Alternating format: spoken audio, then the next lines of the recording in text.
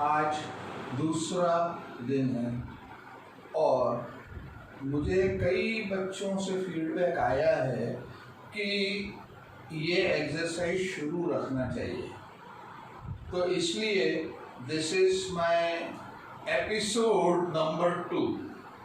Okay, कल के ही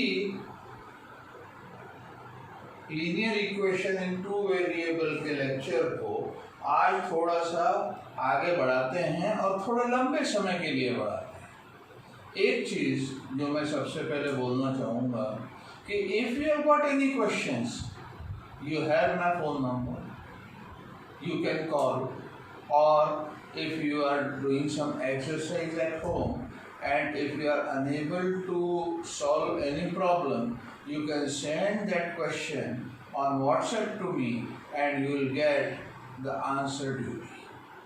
Okay, so now last class में मैंने आप लोगों को लाइंस प्लेन के ऊपर किन 3 तरीके से बिहेव करती हैं, that means intersecting, parallel lines या लाइंस सुपरपोजिंग ओवर ईच अदर, इनके बारे में बताया था। और कंडीशन ऑफ सॉल्वेबिलिटी भी बताई थी कि A1, A2, B1, B2, C1, C2 जो है, मतलब कोएफिशिएंट्स और कांस्टेंट्स जो हैं, उनको देखकर ही आप बता सकते हैं कि whether the lines will be intersecting or will be parallel or will superpose over each other. That means they will be the same line. Now we will move forward. In schools, आप लोगों में से कई लोगों की स्कूलों से भी ऑनलाइन टीचिंग चल रही है और उन लोगों ने आपको सबसे पहले शुरुआत में ही ग्राफिकल प्रेजेंटेशन के बारे में और उससे आंसर निकालने का तरीका सिखाया होगा।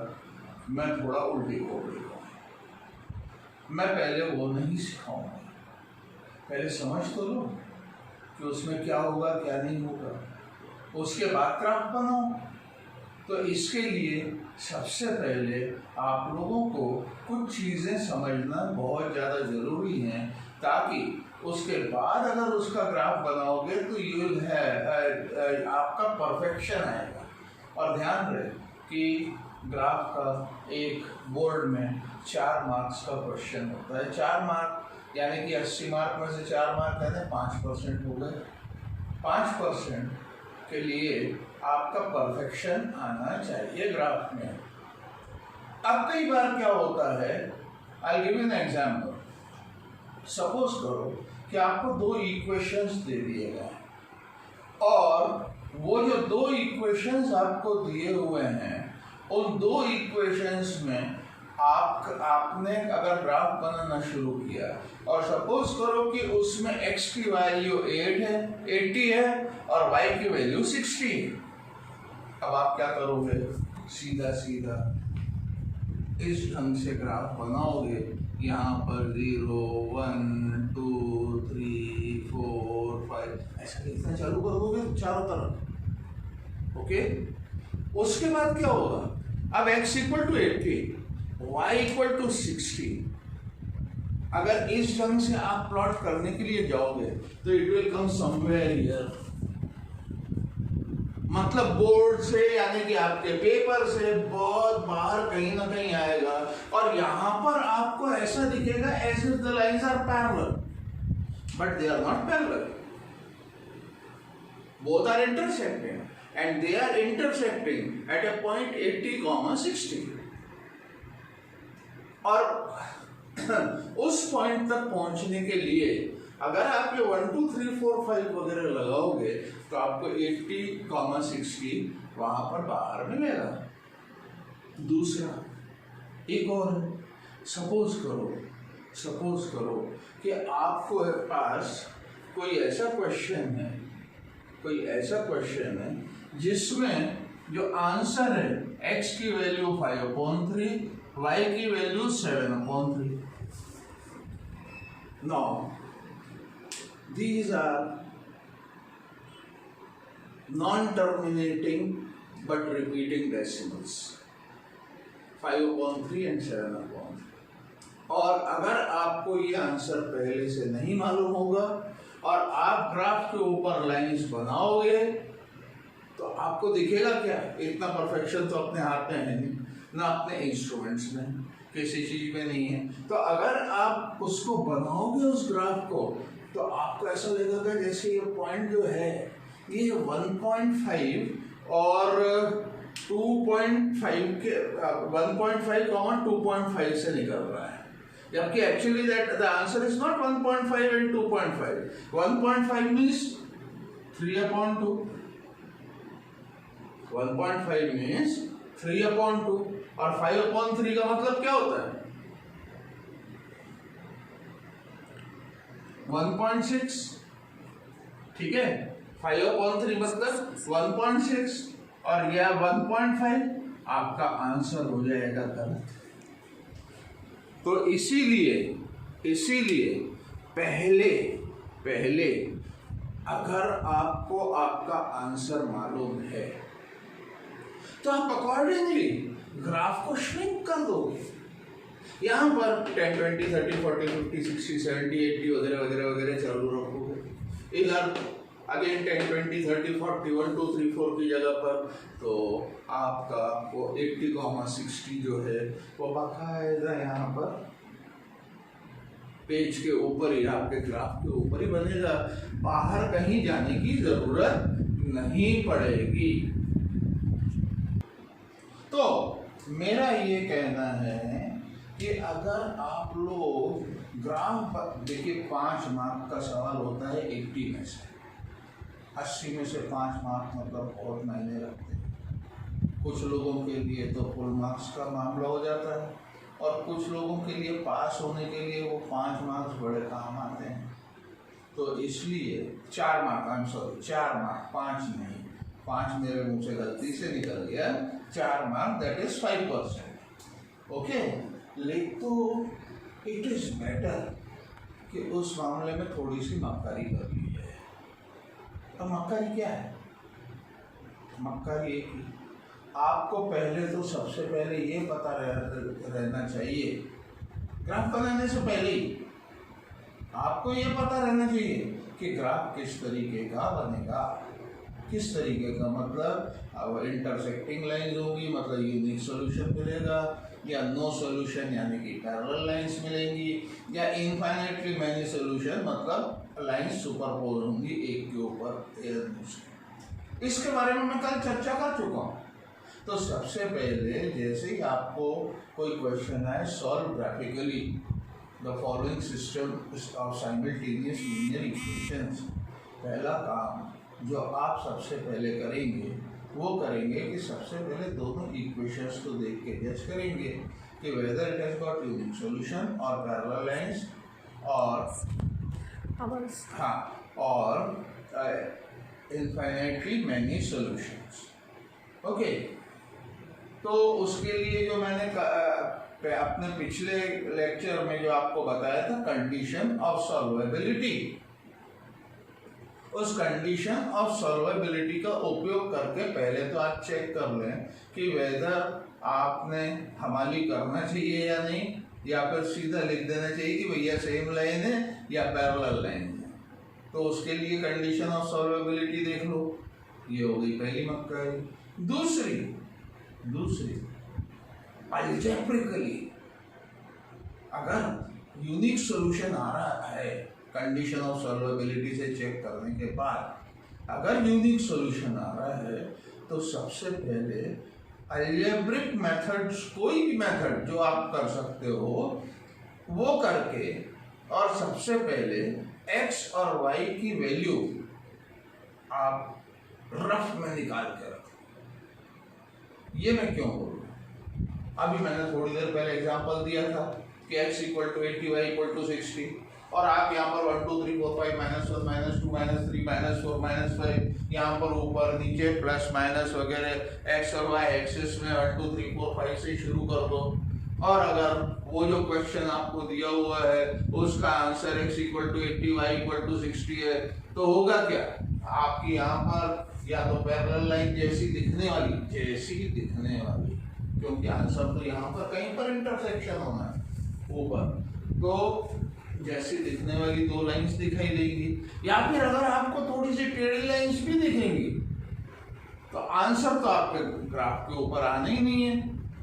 तो फिर आप क्या करोगे, आपने ये जो सब लिखा है ये आपका बेकार जाएगा। तो फिर आप क्या करोगे, आप सबसे पहले उपयोग करोगे अपने eraser.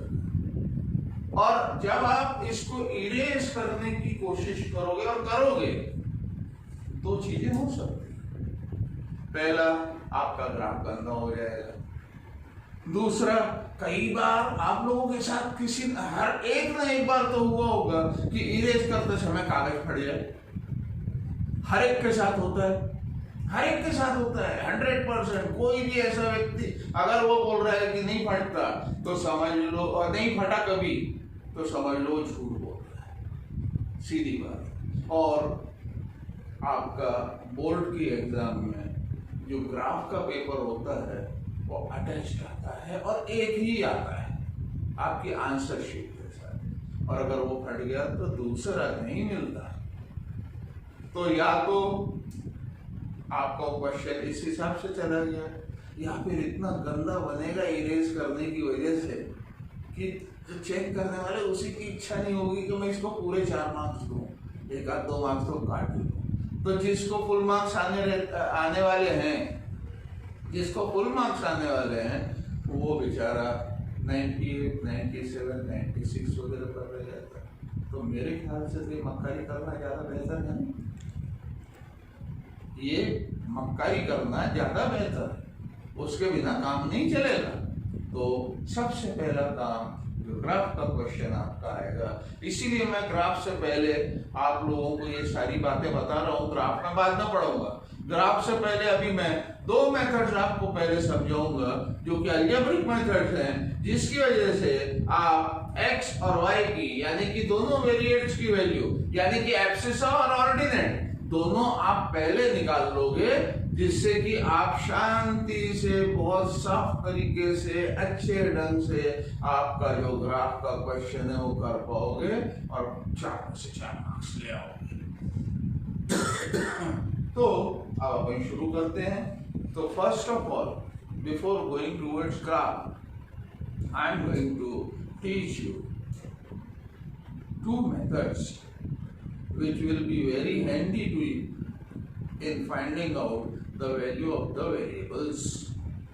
And those 2 methods, one of them is known as substitution method and the other is known as elimination method. Out of these 2, the more important one is the elimination method because it is easy,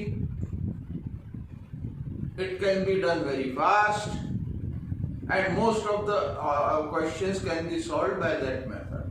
But there are some questions which require substitution method only. Hence, I am going to teach both the methods to you first. First of all, I take up a question, solve it by substitution method, and then the very same question I will solve by elimination method. So now let us take up substitution method first, and then I am again going to solve the very same question by elimination method. So substitution.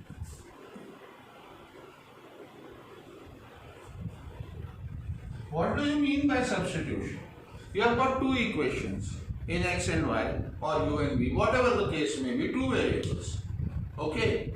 So you take up any one of the equations, find out either the value of y in terms of x or x in terms of y, and then substitute that value in the second question and convert it from linear equation in 2 variable to linear equation in 1 variable, which you have studied in 7th and 8th, and then solve it.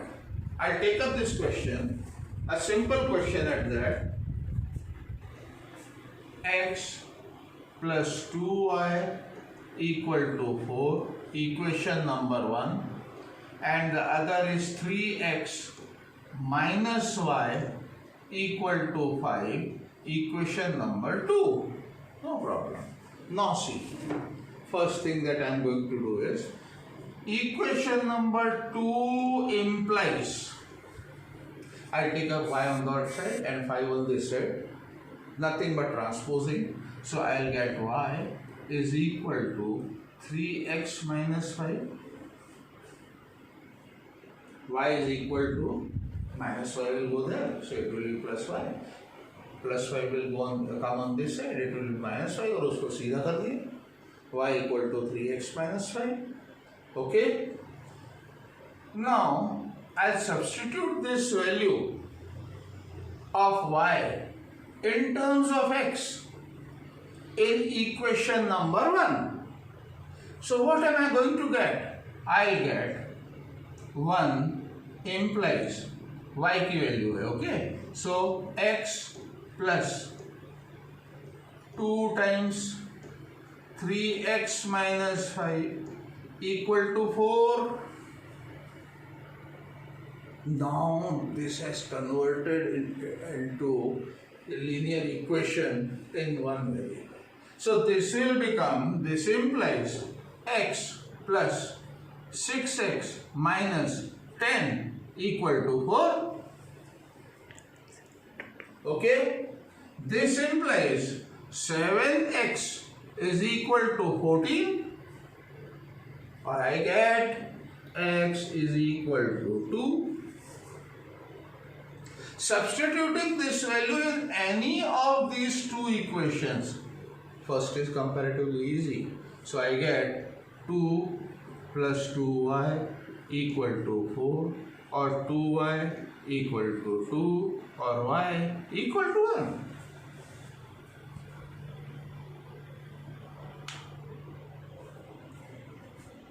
Y equal to 1. Okay, I hope you have understood this. Now, I'll solve the very same question by way of elimination.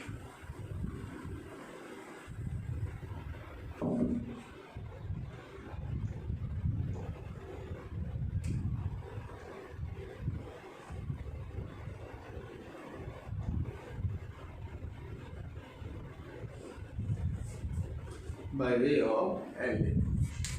Now, elimination, as the name suggests, you have to do something with these two equations so that you eliminate one of the variables and then you can get the answer very easily.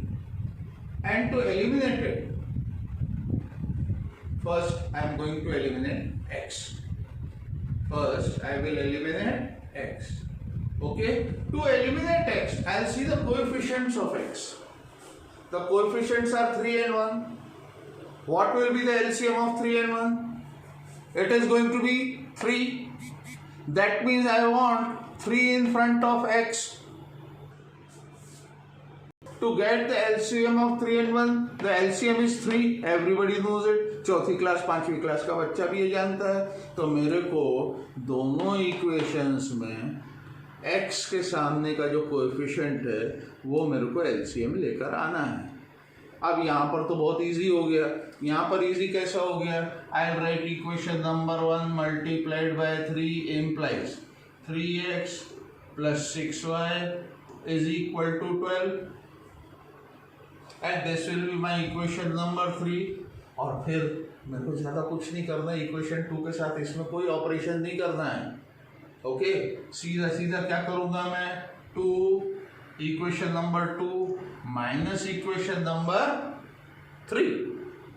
Equation number 2 minus equation number 3 implies 3x minus 3x is 0, minus 1 minus 6, this will be minus now, is minus 7y equal to 5 minus 12 is minus 7. therefore y is equal to 1, जो कि substitution में भी same ही आया था.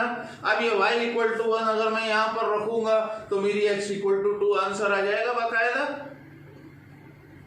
Okay, लेकिन suppose करो मैं ऐसा सपोज करो ये एलिमिनेशन मेथड हो गई जिससे एक्स और वाई की वैल्यू निकल गई, लेकिन सपोज करो कि मेरे पास यहाँ होता 2x और यहाँ पर होता माइनस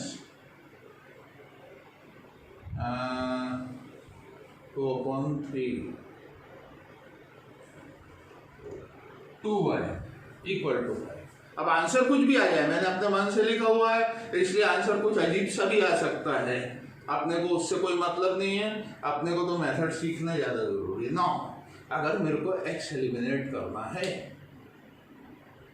तो मैं यहाँ देखूंगा 3 और 2, 3 और 2 का एलसीएम 6, ओके। तो मेरे को यहाँ भी 6 चाहिए 2 की जगह, यहाँ भी 3 की जगह 6 चाहिए, तो मैं सबसे पहले 1 multiplied by 3 implies 3x plus 6y equal to 12, equation number 6x 3x sorry 6x I am sorry 6x plus 6y equal to 12, ये इक्वेशन नंबर 3। उसके बाद इक्वेशन नंबर 2 मल्टीप्लाइड बाय 2 करूंगा तो दिस विल इम्प्लाई 6x, यहां पर -4y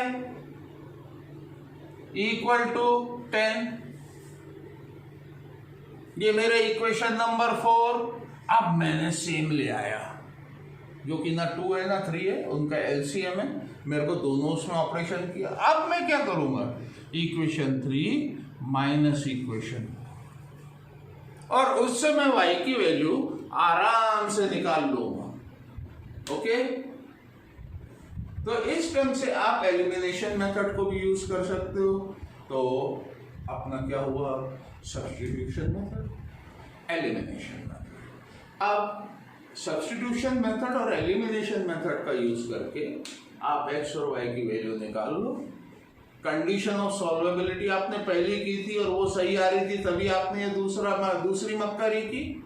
इसके बाद फिर आप ग्राफ बनाना चालू करें।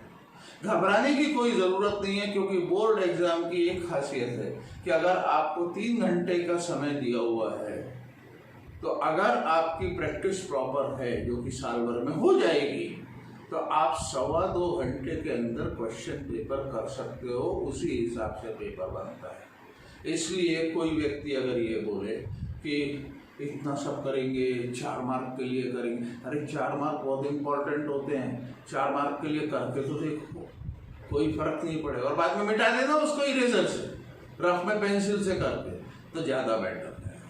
अब आप लोगों के लिए आज का वर्क है कि मैं तो प्रिफर करता हूँ कि R.D. Sharma is a better book, just because it has got a lot of questions and a lot of exercises so that you can get a variety of questions. अब जिसको करना है वो करे, जिसको नहीं करना है मेरे बाप का कुछ नहीं बिगड़ता, वो आप लोगों के ऊपर डिपेंड करता है। तो मेहरबानी करके ये जो क्वेश्चंस हैं इनको करें। अगर आपको किसी क्वेश्चन में कोई भी डाउट हो, आई एम अवेलेबल 24/7। आप कभी भी मेरे को क्वेश्चन व्हाट्सएप के ऊपर फोटो खींच कर भेज दो, and you know that I will send you the answer. कई लोग करवा चुके हैं, ऐसा नहीं है, सब पुराने लोग हो, 10th में पहुंच चुके हो, सबसे सीनियर हो, इसलिए आप लोगों को मालूम है कि you people get the answer if you send any question to me. So don't worry, send the questions और उसके बाद फिर अपन आगे देखते हैं क्या। ओके, आज बस इतना ही।